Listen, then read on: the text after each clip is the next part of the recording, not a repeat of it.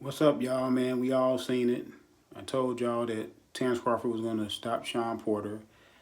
Ever since, people were making, noise about Terrence Crawford fighting Shawn Porter, which I wanted to see the fight too, I told people that he was going to stop Shawn Porter because Shawn Porter is there to be stopped by the right fighter.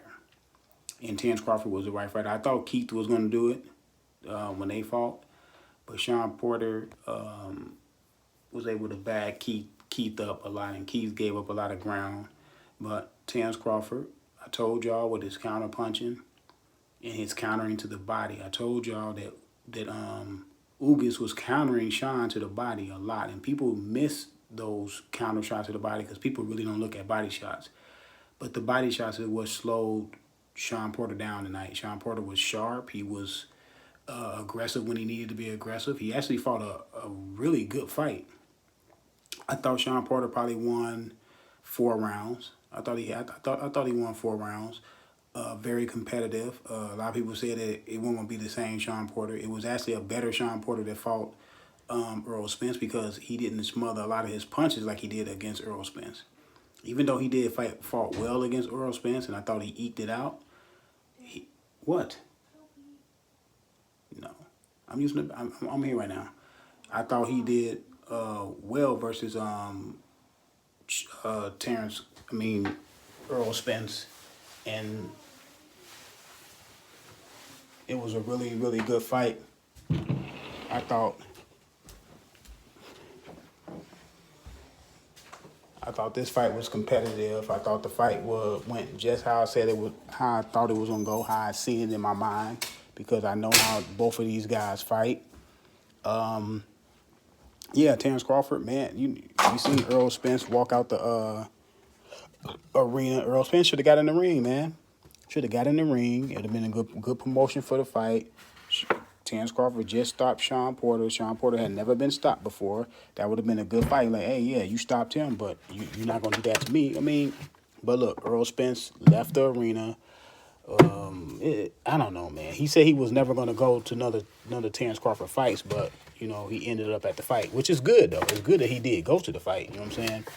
But, like I said, man, Terrence Crawford he is the best fighter in the world. I gotta say, Canelo is pound for pound still. In my book, Canelo is still pound for pound. But Terrence Crawford did his thing. He did what I expected him to do. Terrence Crawford is that good that he just does things that I expect him to do, and that was it. What's next for Terrence Crawford? Earl Spence is next. Earl Spence got to step up and be willing to fight now. That's the fight. That's the fight at 47. If he can't get Earl Spence, I mean, who else? Who else at welterweight? Some people saying he should fight Josh Taylor. Some people, I mean, that Josh Taylor fight is a good fight, but that's got to be fourth or fifth on the list of opponents. You know what I'm saying? He has to be like fourth or fifth. If he can't get Earl Spence, you can't say Keith Thurman because Keith Thurman haven't fought in a while. You can't say Danny Garcia because Danny Garcia talking about moving up to 154. I don't know. I mean, we'll have to see. I mean, the obvious fight, we all know the obvious fight is, in fact, the Earl Spence fight. But, we'll see, man. He going to beat Earl Spence, too. I got him stopping Earl Spence, too. I'm telling y'all, man, this Terrence Crawford, he wasn't as sharp, as he usually be, but that was due to Shawn Porter, too, because Shawn Porter is so low. He's already short, and he dips down just right out of the range of punches. And Terrence Crawford was missing over the top a lot. So I was like, Terrence Crawford got to slow down, use his jab. And he didn't use his jab effectively like I thought he was going to do. He didn't use his jab like he should have. He would have set his shots up a little bit more sharper. His power shots would have been sharper if he would used his jab a lot more.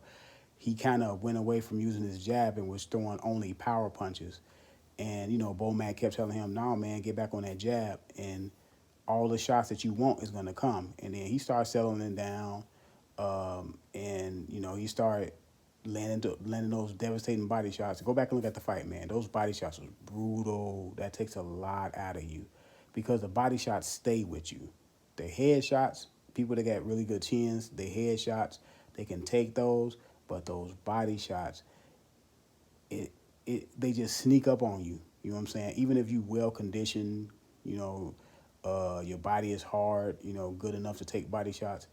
What the body shots does, it slows you down and then it wears you down, and then you're not moving as quick as you was moving in the first 2, 3, 4, 5 rounds.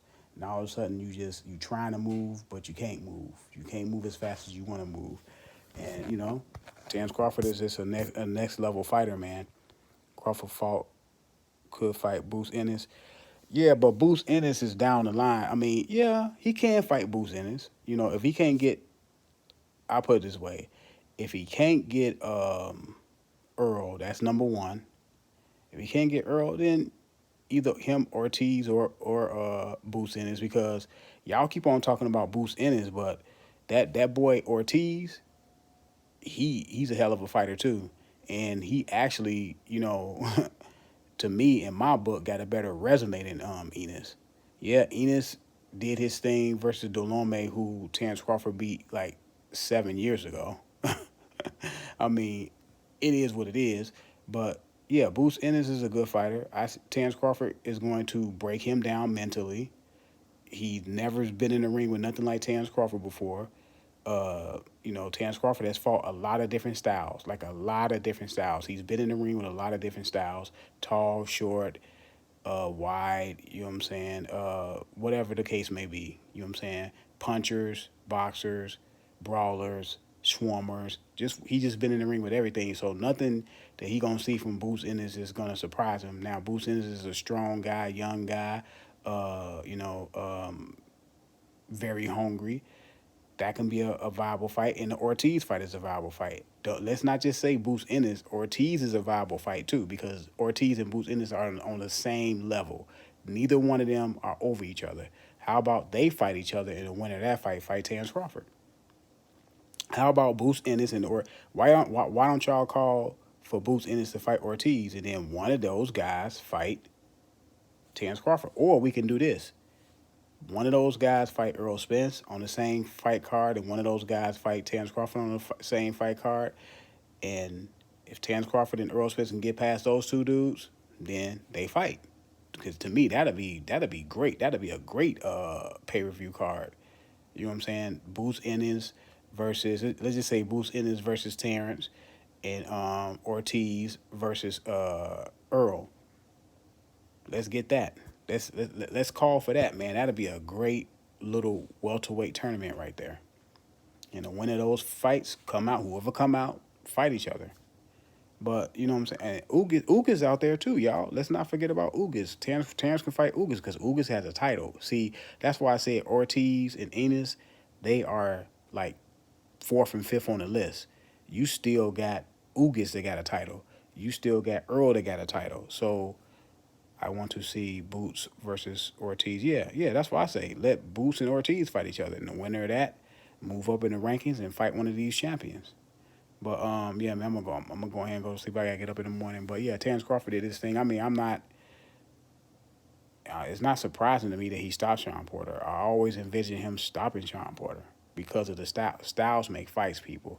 Styles make fights. Terrence Crawford is he went in sharp today because he didn't use his jab like he's supposed to, but he's a sharp counterpuncher with power in both hands. Shawn Porter likes to leap in. Shawn Porter can get wild as the fight goes on. Shawn Porter, you know, his fundamentals break down as the fight goes on, and that's a recipe for disaster with a guy that can counterpunch the way Terrence Crawford can with power. So it's obvious to me that Terrence Crawford has a very good chance of stopping Shawn Porter. I don't know why that wasn't obvious to other people. Shawn Porter got a granite chin. Yes, he has shown over the guys that he fought that he has a really good chin. You have a really good chin until you don't have a really good chin. I kept telling people that. Well, yeah. Some people have to see things. Some people have to see things they can't visualize it. They can't break it down in their mind and see it in their mind. They have to actually see it. That's fine. You know, some people are like that. Most people are like that. But I can visualize and break things down in my mind, and I can see. I seen Terrence Crawford stopping Shawn Porter. As soon as Terrence Crawford came to the welterweight division, I said the guy that he can stop is Shawn Porter because of the way Shawn Porter fights. And if you don't give up all the ground to Shawn Porter, you have a chance of stopping him. Well, let me know what y'all think, man. I'm out.